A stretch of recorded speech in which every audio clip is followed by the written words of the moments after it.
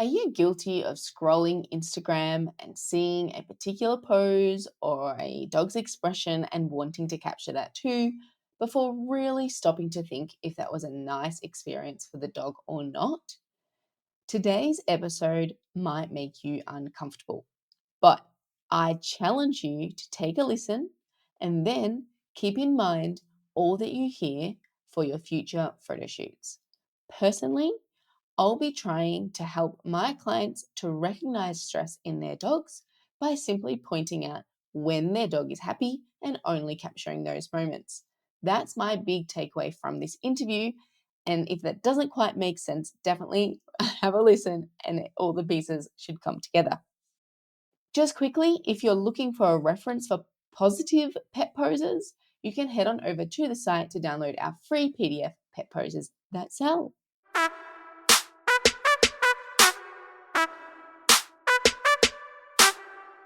Welcome to the Pet Photographers Club. Tune in as experts share their insights to help grow your business with higher sales, creative marketing, and kick-ass business strategies. Now on to the show.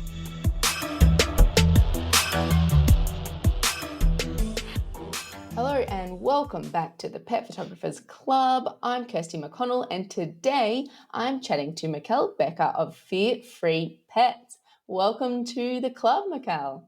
Oh my goodness, so happy to be here. Thank you so much for having me. So, I requested this interview after a conversation around your training courses, which emerged among our members in the Facebook group. But for the listener who aren't familiar with Fear Free Pets, can you just tell them a bit about what it is that you guys do and what you offer over there? Absolutely. So, Fear Free Pets is a group that started with my dad, founder Dr. Marty Becker. And it was a program that was created with a bunch of different veterinary professionals, including many veterinary behaviorists and other trainers and just experts in the field. And it started off with veterinary certification, and now it's expanded to other industries, including grooming and pet sitting, boarding, daycare, animal training, and also the shelter world. And Fear Free is all about reducing fear, anxiety, and stress for pets. So it starts off with prevention and ways that we can enhance well being. And then also, when we are starting to see signs of stress, how do we address that? And so it's just amazing. There are just thousands of Fear Free certified professionals around the world. You can search on the online directory to find where they're at. So we are really spread out. And then also another cool offering of Fear Free is fearfreehappyhomes.com, which is a free site. Everything on there has been vetted and approved, and it has a lot of free information on different things that you may deal with your pets. So whether it's separation anxiety or litter box issues, it's all on there for free. So a really great resource to also check out. Definitely. And I know that a lot of our members, especially those that were talking about you in our Facebook group originally, they're hanging out for you guys to release a photographer specific program, and they will kill me if I didn't add our vote to the list. So I'm doing it on air so everybody knows. I did tell you guys, please, we're waiting for a photographer specific program from you guys. But until then, and if I don't put enough pressure on you, let's share some specific tips with the listener today that I'm sure you can contribute even without having a specific program for photographers, because even some of the other ones that you offer definitely overlap in terms of what you would share in those, I'm sure. So let's just start from the very beginning, maybe, or the very basics, I guess you would say. And what is kind of some information that you think, without being a photographer, but that you think our photographers should know from the owners prior to actually heading out onto a dog photo shoot? Like something specific about that dog. What kind of questions should we be asking? So I would first of all look at where the pet is comfortable. Some animals are more comfortable outdoors. For a cat, for instance, you're going to be a lot more likely to succeed if you are in the cat's familiar home environment. And if not, say that you're taking them somewhere new, you want to bring some familiarity into that scene. So bringing their own bed, for instance, a huge part of Fear Free and really a foundation is having non-slip surfaces. So one of the reasons why animals like freak out and become anxious or upset is because a lot of times they're slipping and sliding or they're put up on elevated surfaces. And one of the number one fears of an animal is the fear of falling. It's just a primal fear. So we want to bypass that altogether. And then have that pet's favorite essentials on board. So their very favorite treats, their favorite toys, and really being in an environment that makes that pet happy. So for the dog that loves to play fetch, let's build a photo shoot around an area where we can play fetch or integrate it into that. So maybe using some softer toys that we can play fetch indoors. So the thing that I see a lot, so even though I definitely am not a professional photographer, I look through professional photo stock a lot and work with different professional photographers to create different materials for our courses. And one of the main things that I see is when I look at a lot of stock photo and even looking at video of pets like on commercials, a lot of pets look extremely stressed. And sometimes people don't really realize it. So I think it's one of the main things to do is to really get to know pet body language inside and out. So that way you know the signs of that dog or cat when they look really happy and relaxed versus when they're starting to become concerned and especially when they're starting to get really upset. So definitely body language is really the foundation of everything. Yeah, definitely. And I think you'll find that the professional pet photographers are really focusing on that a lot. I mean, we're all animal lovers, you know, and so even if we start out not knowing anything about it, very quickly we learn, okay, we need to understand what's going on in front of us. More than we currently know. And so, you know, lots of pet photographers volunteer at shelters, for example, and this kind of thing. And they spend lots of time around animals to learn more. And of course, always trying to find great resources to pick up some hints and tips along the way. So, without having any visual aids in front of us right now, because this is audio only, can you try to give us maybe like two or three examples of things that you see in photographs that show a very clear sign that these dogs are stressed that maybe the owners don't even realize because, you know, they're not dog trainers? Absolutely. Absolutely. So, definitely a closed, tight mouth is a sign that that pet is probably getting fairly upset. In some cases, it may be the pet is just alert. Maybe they're about to catch a ball or the ball's about to be thrown. But a lot of times, when you see that closed, tight mouth, it's the pet is becoming stressed. So, the pet may go from like panting or having an open mouth to all of a sudden their mouth closes. That's starting to show a sign of concern. Looking at their ears too. So, when their ears start to press back or go closer to the head and turn back, that can be another sign, as well as like the furrowing of the brow and the wrinkling of the face. That's just like we do, where we may just unconsciously start to furrow our brow and scrunch our face when we're feeling upset. Pets do the same thing. And another thing is looking at where the pet's body link or where their body weight, where they are oriented and where their weight is stationed. So a lot of times in pictures, like family pictures, for instance, that maybe have the pet in there, a lot of times the pet is actually like leaning away or turning away. And so that the a pet looking away or turning their body away in sort of like a C shape or they're curling out, that's a sign the pet is not comfortable, doesn't want to be there, and they're politely asking for space. So what we want to see in that situation would be a really kind of loose, open mouth for a dog.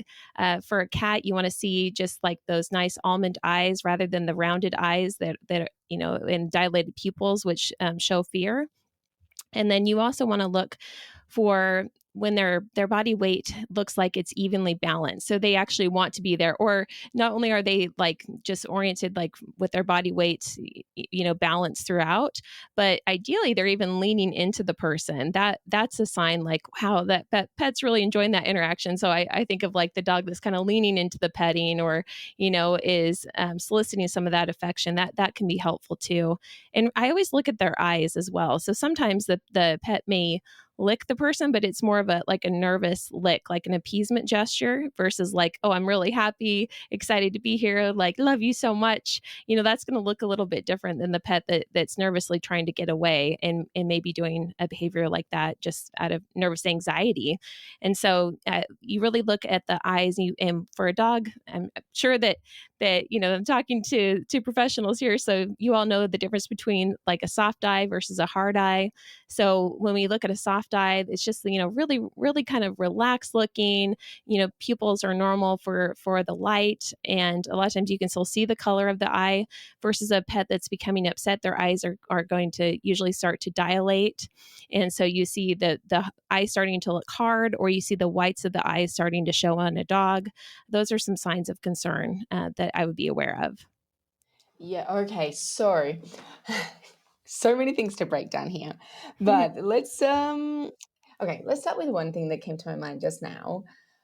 When we're in this situation that we see that the dog is stressed, and maybe the owner of the dog doesn't see the same as what we see. I'm sure you you come across these situations in your world quite a lot as well. Do you Yes. have some kind of suggestion for what we can do in that situation to ensure that the dog is relieved of that stress in that moment?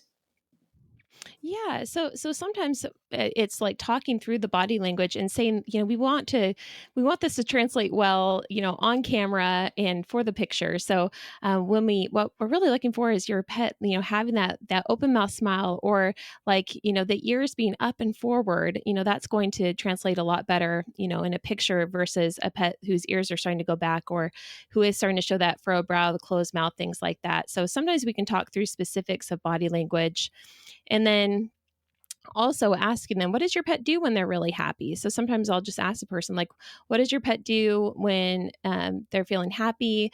And actually, sometimes I'll even show them. So I'll just be like, hey, let's just take a quick break right here.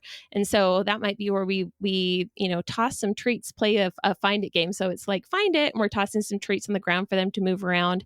That's a great game because it helps to uh, basically helps them to release some energy. They get some movement, which can be relaxing for them, especially that sniffing action can be very relaxing.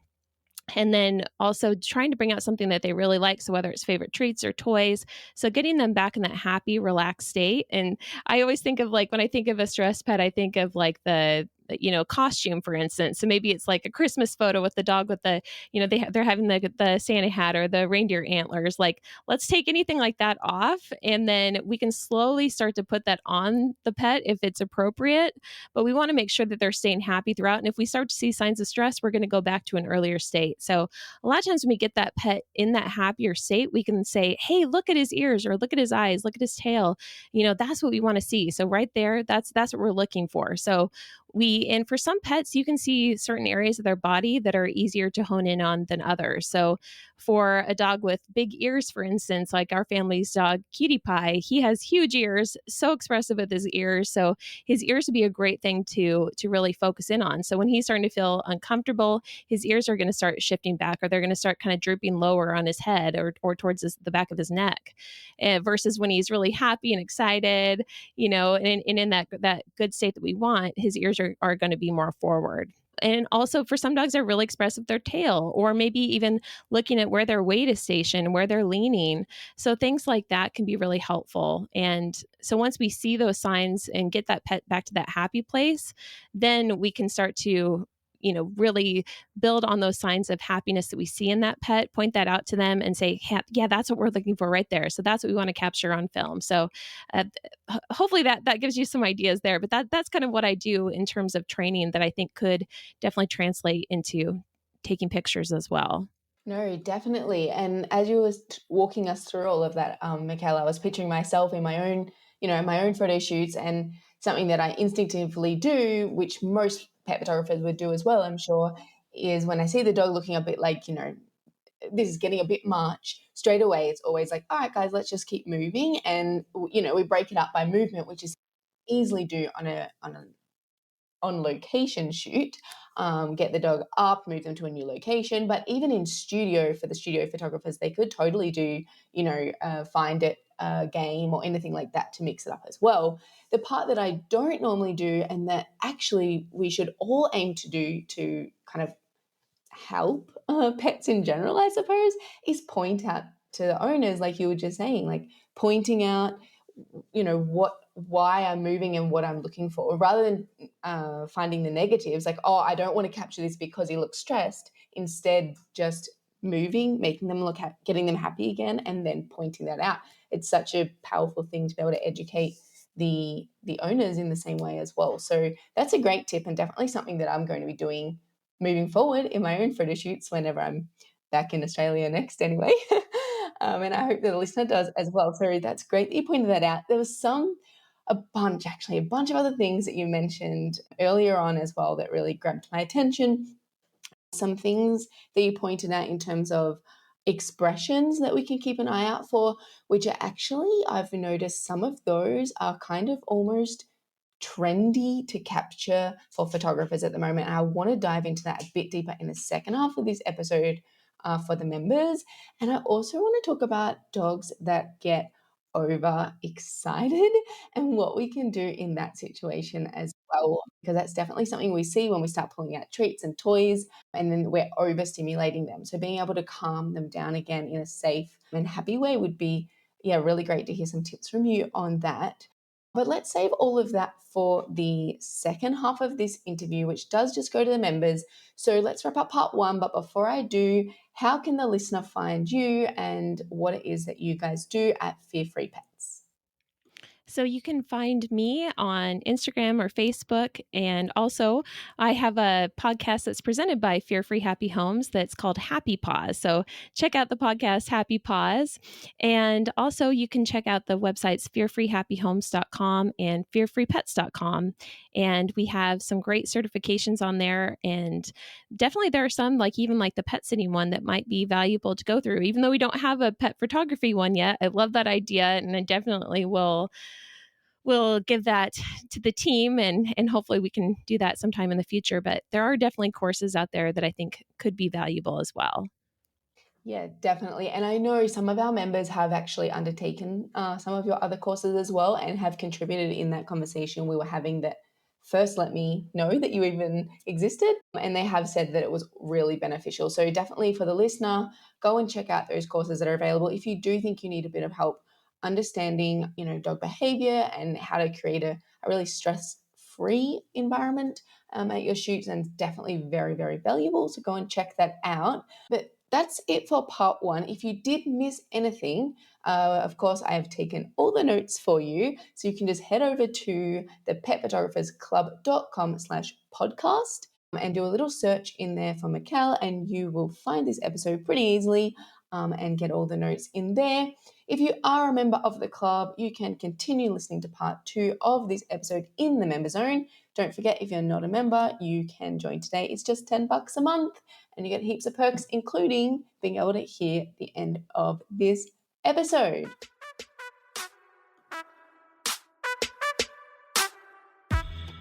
Thanks for listening to the Pet Photographers Club. To subscribe to the podcast, check out other episodes, and keep up to date, head to thepetphotographersclub.com.